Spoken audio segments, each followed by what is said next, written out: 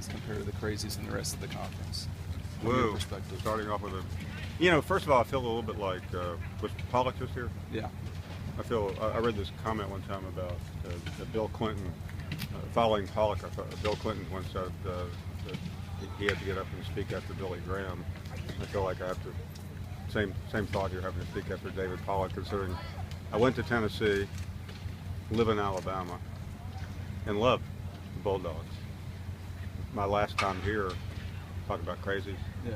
I was doing a live shot for a local TV station in Birmingham in 2008 when Game Day was here, and Georgia went down 31-0 after being ranked #1 in the country. And right in the middle of it, a lovely frat boy poured a beer can over my head. And I'm still waiting for somebody to reimburse me for that sport coat. He was not a fan? He was not, but I think Georgia really has. I've always criticized Georgia fans because I don't think they're angry enough. Right. We got into this debate a couple of years ago where I was asking the question, Georgia's just had a mediocre year and the fans are still defending Mark Richt.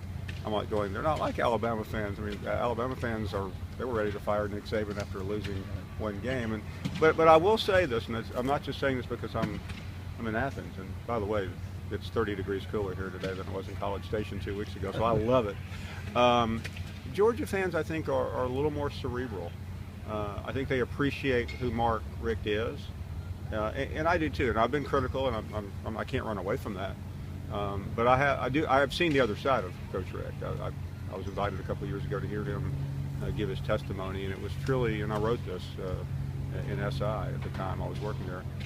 It was one of the more remarkable speeches I've ever heard from a college football coach. I just thought, who else in the SEC could get up in front of 1,000 people and be that raw and that honest? Is his religion, though, used against him at times, do you think? I think it is, but I also think it's why it's more difficult for a critic to come after him. And I will never run away from what I've done in the past. My record, for those who care, is pretty self-explanatory.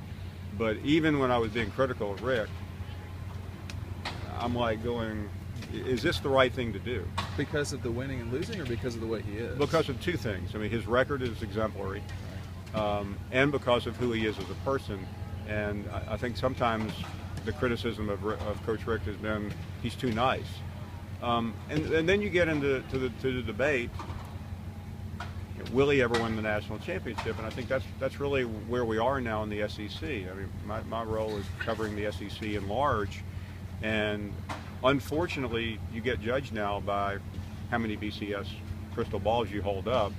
And for Georgia's sake, that's, again, I'm not here being the bearer of bad news, but my image of Georgia football, unfortunately, is no longer of championships in the SEC and of what happened before most of you were born with Herschel Walker. It's that unbelievably frustrating, exasperating shot of Aaron Murray in the end zone at the Georgia Dome, not being able to get that in, because one more play and Georgia would have been the national champion. It was that simple. And instead of talking about how great Nick Saban is, we would have been talking about how the so-called greatest coach in modern SEC history choked the biggest game of the year. And I will tell you this, 4 or 5 days later, I happened to be in New York. It was a College Football Hall of Fame dinner, and I stayed over an extra day and was on a panel for the Sports Business Daily and IMG, and I was on a panel with 3 other people, including the president of the University of Georgia at the time, Dr. Adams, and I'm sitting there at breakfast, and I knew him a little bit, and I just said, well, Dr. Adams, how you doing? And he looked at me and said, how do you think I'm doing? And we started talking about the game, and I don't think I truly understood what that game meant. This is now Thursday. The game ended Saturday night. And this man, who's the president of the university, who has quite a reputation and a record, he could barely talk. He said, I've never been through anything like that in my entire life. And a couple of minutes later, Jim Delaney walked by. He was on the panel with Commissioner Slide before us. And I mean, he said, the guy needs to get over it.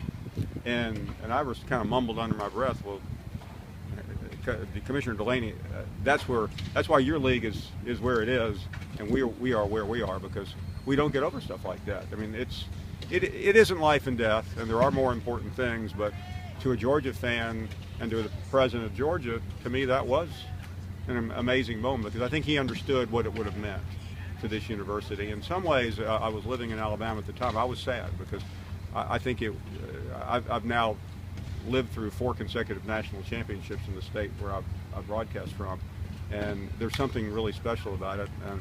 And I think those who were not even in people's thoughts when Herschel won it in 1980 would have gotten so much out of that. But again, it's football, and life goes on, even though sometimes it doesn't seem like it will.